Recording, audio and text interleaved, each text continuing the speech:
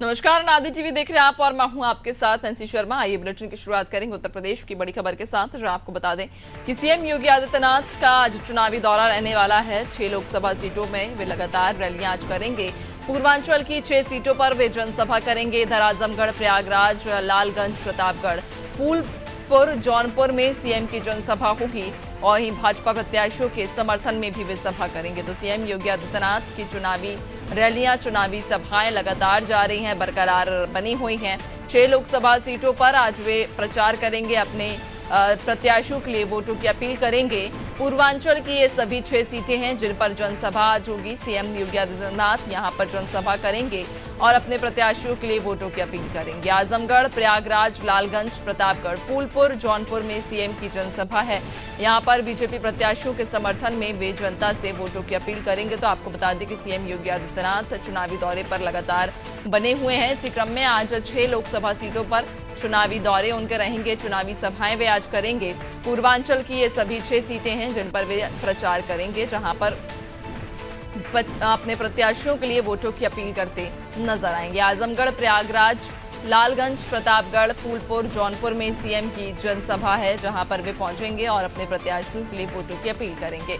तो बीजेपी प्रत्याशियों के समर्थन में ये सभा रखी गई है, जहां आपको बता दें कि बेहद ही महत्वपूर्ण उनका आज ये दौरा और बीजेपी प्रत्याशियों के लिए वोटों की अपील, जनता से समर्थन की मांग लगातार पार्टियां कर रही हैं, जो कि एक नारे के साथ, जहां बीजेपी इस वक्त रणनीति बनाकर काम कर रही है। अब की बार 400 पार के नारे को आखिर किस प्रकार से फलीभूत किया जाएगा, क्या ये नारा वाकई धरातल पर सही साबित हो पाएगा और इस नारे के मुताबिक जनता कितना समर्थन देगी, 4 जून को खैर स्पष्ट होगा। लेकिन उसके पहले लगातार पार्टी अपने प्रचार को बढ़ावा देती हुई प्रत्याशियों के लिए वोटों की अपील कर रही है। यहाँ पर 6 लोकसभा सीटों पर आज खुद सीएम योगी आदित्यनाथ पहुंचेंगे और जनसभा कर वहां की जनता से सीधा संपर्क साधेंगे। ज्यादा जानकारी लेंगे सहयोगी विवेक हमारे साथ में जुड़ चुके हैं। विवेक, रोजाना ही उत्तर प्रदेश में बीजेपी अपनी प्रत्याशियों के लिए जहां समर्थन मांग रही है और एक तरह से अपने प्रचार को तेज कर रही है, इस बार भी योगी आदित्यनाथ 6 अलग अलग लोकसभा सीटों पर पहुंच रहे हैं, जनसभा कर रहे हैं, जनता से समर्थन की मांग।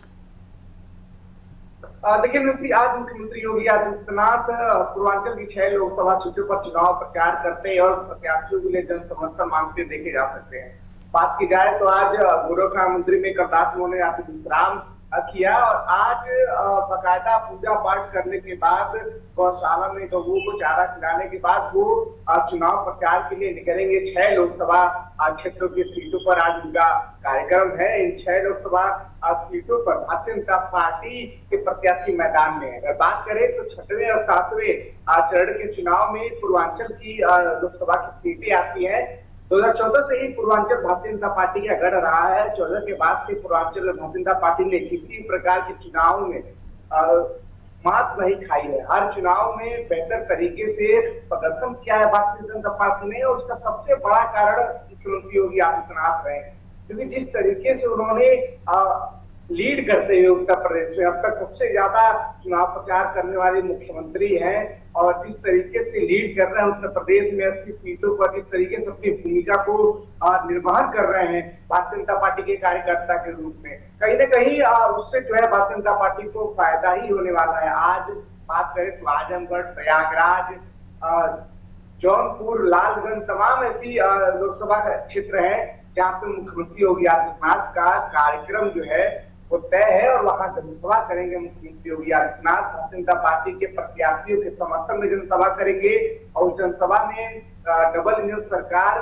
की वेलफेयर स्कीम और उसके कार्यों को बताएंगे। और जिस तरीके से कांग्रेस और समाजवादी पार्टी लगातार अपनी चीजें बेहतर करते जा रही है, उसको लेकर भी भारतीय जनता पार्टी खास तौर पर तैयारी लगातार कर रही है। मुख्यमंत्री योगी आदित्यनाथ अक्सर अपने बयानों में कांग्रेस और समाजवादी पार्टी इन दोनों का ही विरोध करते हुए, इनकी नीतियों का विरोध करते हुए और तमाम कई चीजें बताते हुए अपने वोटर्स को, जनता को लगातार आ रहे हैं। आरोप प्रत्यारोप भी लगातार राजनीतिक बयानबाजी में हो रही है। जिस तरीके से चुनाव नजदीक आ रहा है, कहीं ना कहीं चीजें और भी जो है वो निकलती चली जा रही है। बात करें तो अब 2 फेजेस के चुनाव जो है 20 मई के बाद चुनाव हो जाएंगे तो पूर्वांचल के 2 फेजेस के चुनाव बचे रहेंगे।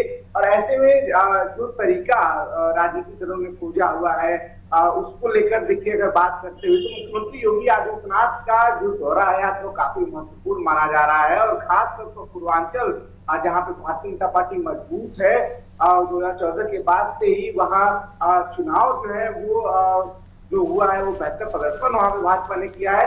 लेकिन कहीं ना कहीं इंडिया गठबंधन भी अपने आने वाले फेजेस के चुनाव के लिए बेहतर तैयारी कर रही है। लेकिन मुख्यमंत्री योगी आदित्यनाथ की अगर बात करें तो अब तक वो 125 से ज्यादा चुनावी रैलियां कर चुके हैं। उत्तर प्रदेश की 80 सीटों की बागडोर उन्होंने अपने हाथ में ली हुई है और तीसरी बार केंद्र में सरकार बनवाने की जो संकल्प भारतीय जनता पार्टी ने ली है, कहीं ना कहीं उत्तर प्रदेश की 80 सीटों को मुख्यमंत्री योगी आदित्यनाथ अपने कंधे पर उठाए हुए हैं।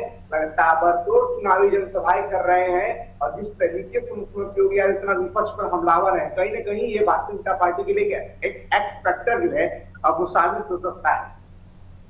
बिल्कुल, वाकई जिस तरह से आपने कहा है कि अलग अलग रणनीति के साथ और अलग अलग सीटों पर वहां तमाम समीकरणों को साधते हुए पार्टी प्रचार कर रही है। खैर, देखने वाली बात होगी कि जिस उम्मीद और जिस लक्ष्य के साथ पार्टी मैदान में उतरी हुई है, क्या उस लक्ष्य को भेद पाएगी, क्या उतनी उम्मीद जनता की तरफ से पार्टी को मिलेगी। 4 जून को स्पष्ट हो जाएगा। बहुत शुक्रिया आपका, बने रहिएगा और भी अपडेट्स लेंगे आपसे आगे।